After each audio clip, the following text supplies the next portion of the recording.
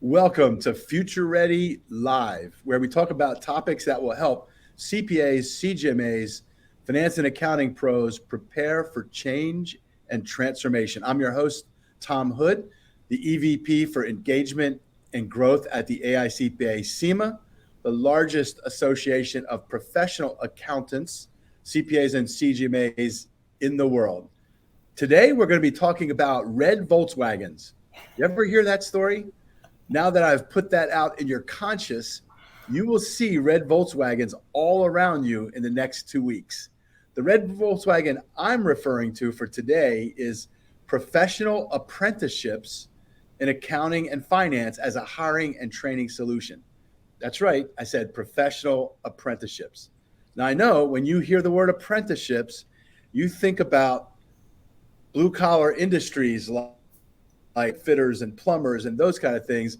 But today we're going to be talking about value business partners. So with us is Joanne Fiore, the Vice President of Pipeline and Apprenticeships for AICPA CIMA, who works with me on all these exciting projects, and Rebekah Brown, CPA, the relatively new CEO of the Maryland Association of CPAs.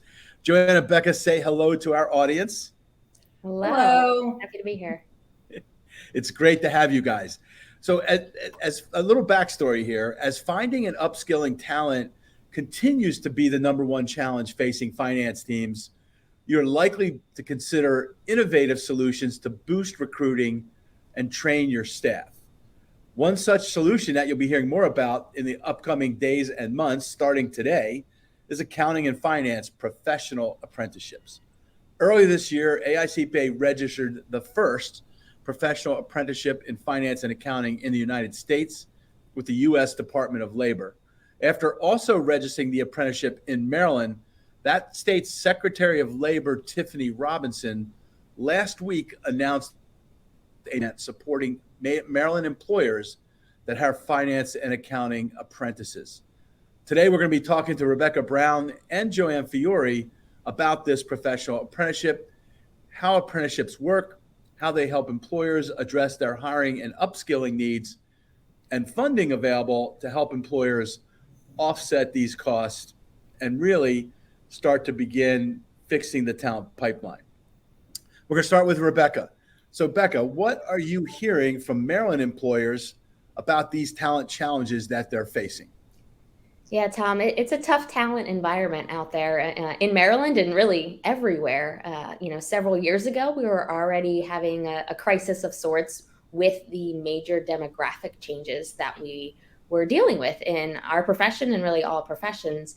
But the last 2.5 to 3 years really created a even more perfect storm than we could have imagined, right? More complexity, less people entering the profession. And now the talent that we do have on our accounting and finance teams are wrestling with questions of where, when, why, how they work. And so it's really hard for all employers in Maryland and throughout the country to really think about where their next leader is going to come from, what skills that leader needs, and how they're going to, staff all of the things that they need to do to be that finance business partner in their organization.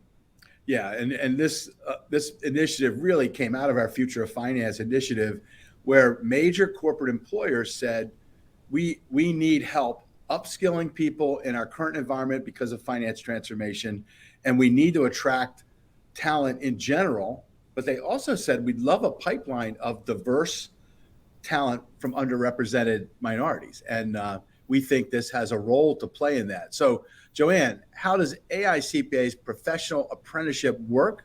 And how does it address some of these challenges we're talking about? Well, Tom, it works like all apprenticeships work. It has three main components. First, the employer offers a job and pays above a baseline minimum wage. Second, it has related instruction that leads to the Chartered Global Management Accountant designation.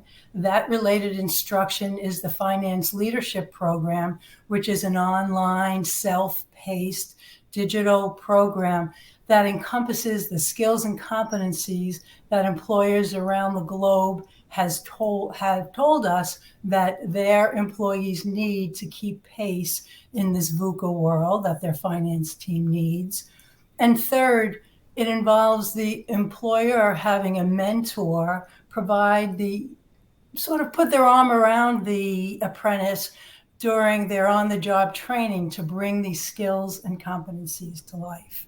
So those are the three main components of all apprenticeships that's involved in AICPA's professional apprenticeship. Got it. And keep going. Your second question was sort of, how does it help? It helps, number one, it provides career management opportunities for the apprentice. You can imagine that with this support, it really helps the apprentice move along in their career, and that it has been proven to be successful in many cases.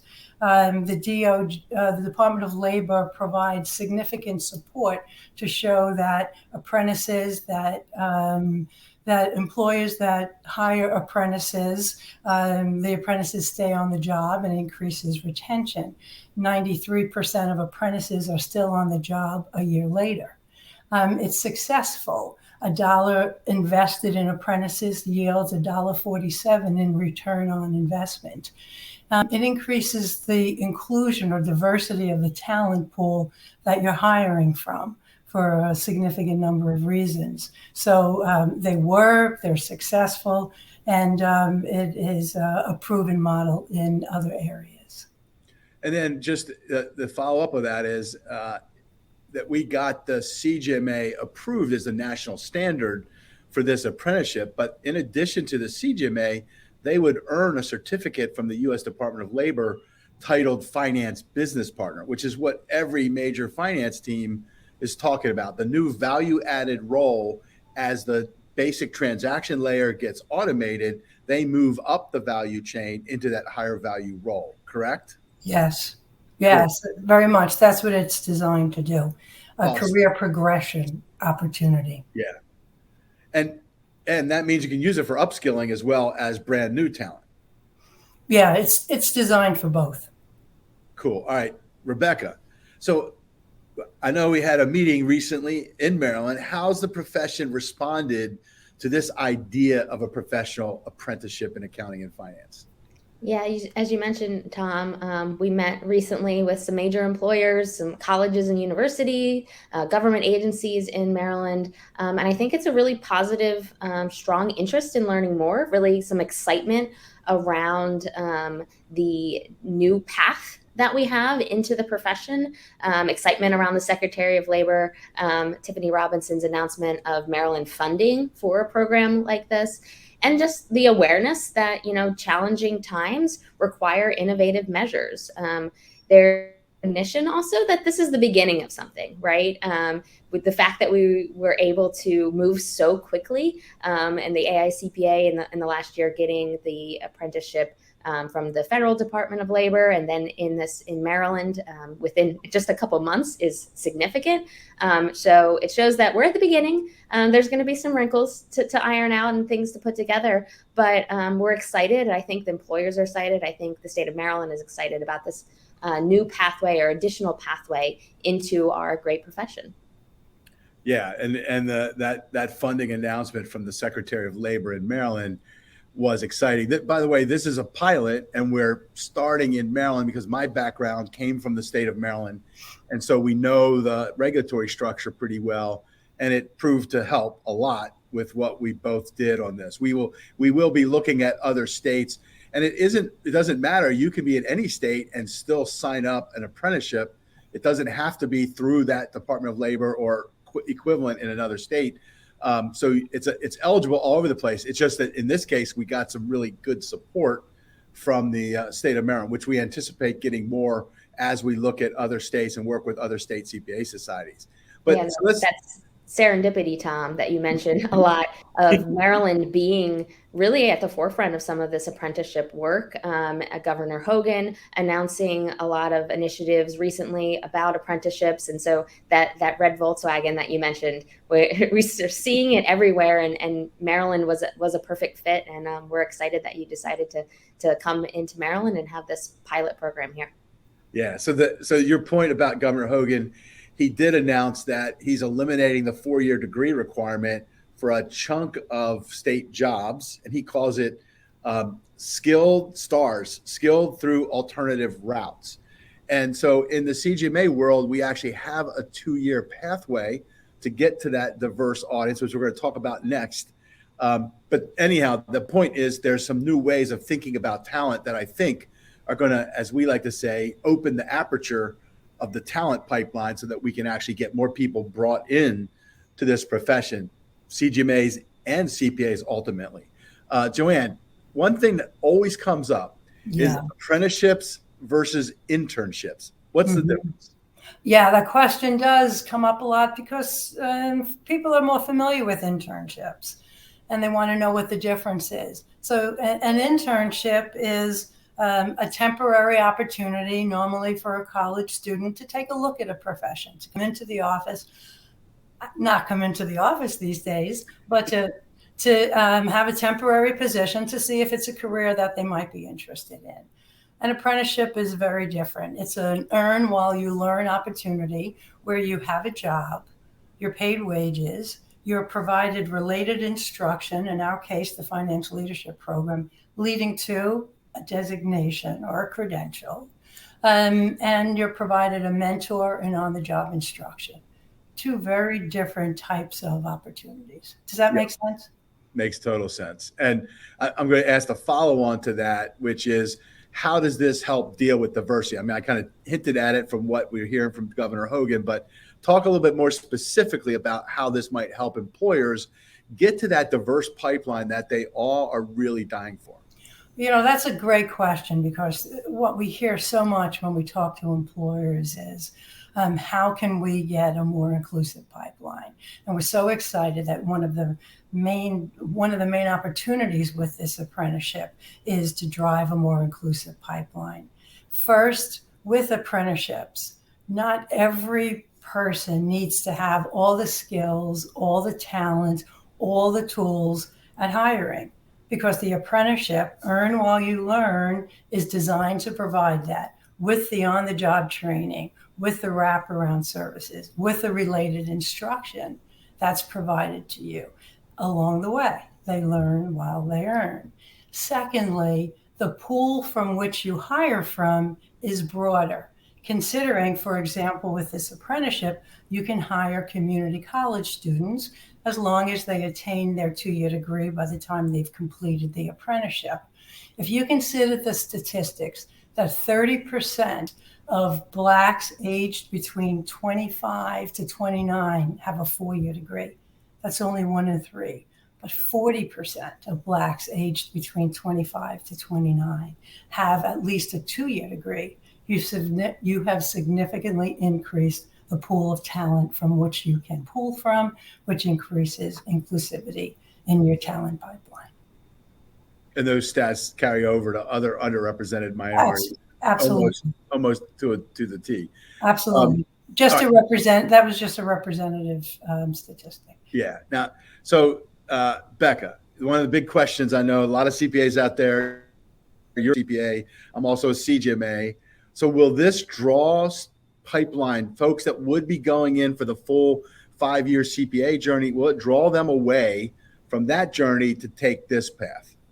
You know, that's a great question, Tom. And I know it's going to be a question on a lot of our members' minds. And in a word, no, but obviously you can't just leave it there. So obviously, as the leader of the Maryland Association of CPAs, I'm very interested in increasing the number of CPAs in the state of Maryland. And that's a top priority of mine and our organization. But we really see this as an and. Right now, accounting enrollments are down. We know that. We know that only about 1/3 or a little less than 1/3 of those graduating with those accounting degrees are pursuing the CPA. So we, as the Maryland Association of CPAs, state societies across the country, along with the AICPA, are doing initiatives. We have several complementary initiatives that are looking to increase both of those numbers, right? The enrollments into accounting programs, as well as the number of students actually sitting for and becoming CPAs. But as I said, this is an and. This is an opportunity to bring those into the profession that might not have ever even considered accounting and finance as a career path. It's also an opportunity, as you said earlier, to upskill those already in our organizations whose roles could potentially be at risk for automation. So we see this as a true rising tide raises all boats scenario, right? The more skilled in accounting and finance professionals that we have overall is a good thing for the whole profession, CPAs included. And you better believe that once those folks that maybe go through this program and become CJMAs complete that apprenticeship, we might be talking to them about how they're now CPA eligible and would they like to, promote that value as well. But of course, this is the scenario of the more exposure we can get about the incredible career that accounting and finance provides folks, I think the more we will address that question and really calm those kind of anxieties around, is this going to affect my, pipeline of my CPA in my CPA firm? And really, we don't see it as that. We really see it as an opportunity to provide another pathway into the profession and to really grow the profession overall. I get to the topic of support services. Joanne, if you could talk about kind of the major, how do we wrap around things to support these apprentices on that journey while they earn and learn, so to speak? Yes. We understand that these students will need support. The students learning through the related instructions, the apprentices will need support. First of all, they need technical support, which would come from the AICPA learning while they learn on out during our financial leadership program. They certainly will need support from the universities if they're still in school, and the learn-to-learn types of programs that universities provide. They'll also need wraparound service support from associations like the Maryland Association, the National Association for Black Accountants, Junior Achievement, other types of support, such as the coaching and mentorship to assist them through the apprenticeship. And we are pulling together what we think of as a network of support opportunities for the apprenticeship. We firmly believe that it is going to be a network that will make apprenticeships successful for the employers, for the apprentices, and making available a network of support. Yeah, we've been with groups like Aon, who really carved the way with these professional apprenticeships, Chubb, Accenture, more. So building that cohort of employers and state societies like you, Becca, with what you can bring to the table, we really think we can accelerate people's careers. So both getting them in a pipeline and getting them into the work in a very productive, high-skilled area that we think really sets us up for the future. I think this is awesome. And now all of the listeners know about when someone mentioned this idea of a professional apprenticeship, red Volkswagen will come into your head and you're going to go, okay, I get that. I guarantee you're going to see stuff about apprentices all over the place now when you look. Any final comment or thought, Rebekah, you, and then Joanne, and then we're going to wrap this up.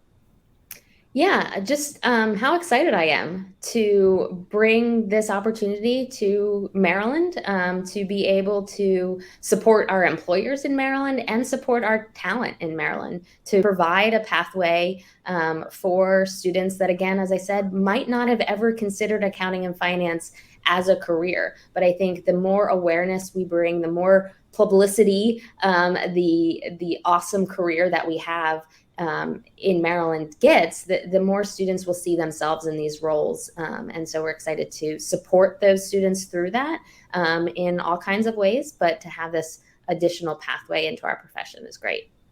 Joanne, final thought?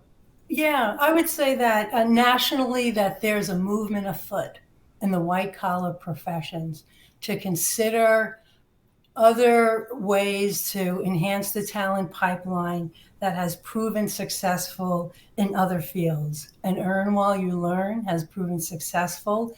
And other employers, as Tom said, are banding together in networks that Aon and Chubb and Accenture has formed, that AICPA is a part of, working with our partners like MACPA.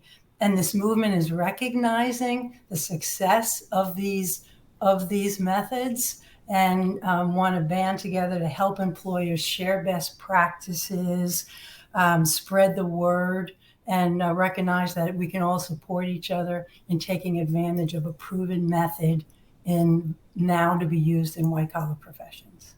And that's what we know how to do, right? As the state societies and the AICPA convene people, share knowledge, band together with new and innovative programs. And that's what we're really excited about this one. So to learn more about apprenticeships, you can email apprenticessus@aicpa-cima.com. We'll put that in the show comments as we go. You can follow us on LinkedIn at #FutureOfFinance. You can just follow that. And then certainly you could be following these Future Ready Lives by doing #FutureReadyLive on LinkedIn. Just search for that and then click follow, and you'll get updates as they come. Rebekah Brown is on Twitter at RJBrownCPA. And with that, I just want to say tune in every first and third Tuesday of the month for Future Ready Live at noon Eastern Time on my LinkedIn profile. Thank you very much for being here, Becca and Joanne. It's been a pleasure. Thank you. Thanks so much, Tom.